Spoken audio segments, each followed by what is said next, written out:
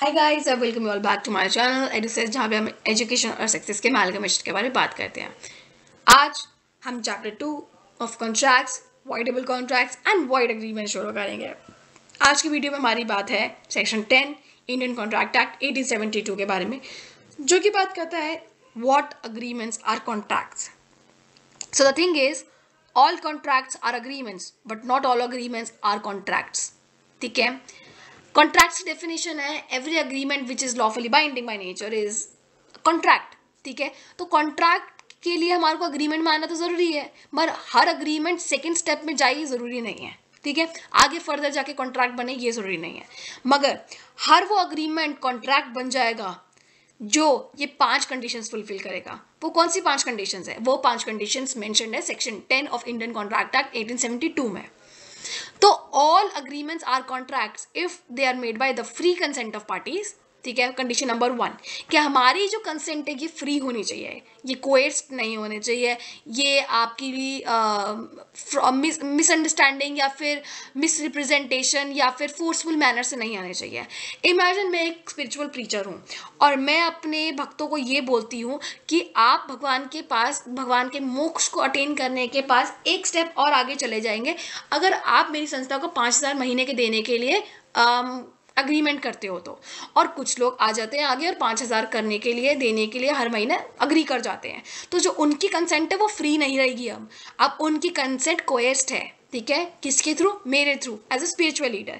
तो उनकी consent free होनी चाहिए in order to make that agreement as a contract. ठीक है, और सेकेंड कंडीशन होती है कि कंपीटेंट टू कॉन्ट्रैक्ट, की जो हमारी पार्टीज हैं वो कंपीटेंट होनी चाहिए कॉन्ट्रैक्ट के लिए। मतलब कि कोई इंसान मेंटली अनस्टेबल है, वो अंडरस्टैंड ही नहीं कर सकता कि हमारी कॉन्ट्रैक्चुअल टर्म्स या क्लॉजेस क्या कहती हैं, या मेरी क्या कंडीशन है, या what I need to do further being while being a party to the contract. ठीक है, अगर उसको ये चीज़ अंडरस्टैंड ही नहीं कर सकता, he we can not comprehend it, तो he is not competent to contract. Contract के लिए तो वही कम्पिटेंट रहेगा जो कॉन्ट्रैक्चुअल टर्म्स को अंडरस्टैंड कर सकता है, उसे कॉम्प्रीहेंड कर सकता है।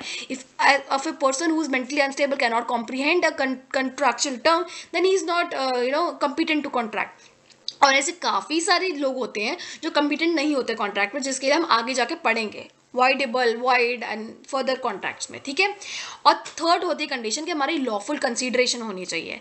मैं ये नहीं बोल सकती कि आप मेरा ये काम करके लाओ तो मैं आपको इतना चरस दे दूंगी या मैं इतना हीरोइन दे दूंगी आपको। तो जहाँ पे जो मेरी कंसीडरेशन जाएगी इन रिटर्न, वो लॉफुल होनी चाहिए। मैं अनलॉफुल कंसीडरेशन नहीं दे सकती with a lawful object. Lawful object मतलब मैं ये नहीं बोल सकती कि आप जाओ और मर्डर करके आओ। ये अग्रीमेंट हम ये अग्रीमेंट हम इसलिए फॉर्म कर रहे हैं मर्डर करने के लिए।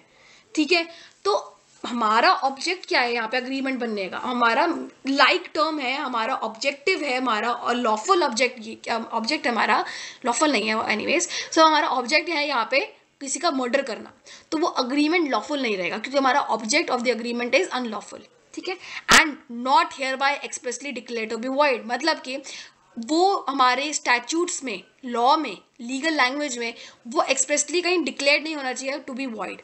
वॉइड मतलब कि from the starting it has been declared as a, मतलब एज समथिंग जो कि कॉन्ट्रैक्चुअल बन ही नहीं सकता, वो लॉफुली बाइंडिंग हो ही नहीं सकता फ्रॉम द वेरी बिगिनिंग।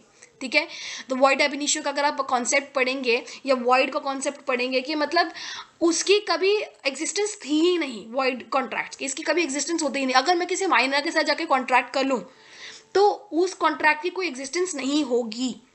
तो हमारा जो declare to be void is a condition जहाँ पे हमारा कोई एग्जिस्टेंस नहीं थी उस कॉन्ट्रैक्ट की।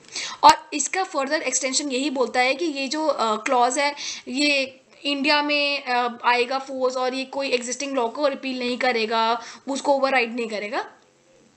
सो I guess this was it for section 10। अगर आपको ये वीडियो अच्छी लगी, लाइक करें, सब्सक्राइब करें, शेयर करें वीडियो, और आगे की वीडियोस और पहले की वीडियोस और बाकी इस प्लेलिस्ट को भी देखते रहिएगा। Bye bye guys, best of luck for your exams.